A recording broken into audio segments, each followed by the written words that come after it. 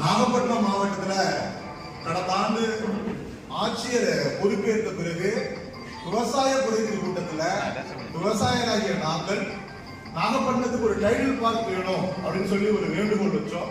அப்போ கூட கேள்வி எழுந்துச்சு, விவசாயிகள் ஏன் டைட்டில் பார்க் கேட்குறீங்க அப்படின்னு ஒரு கேள்வி எழுந்துச்சு.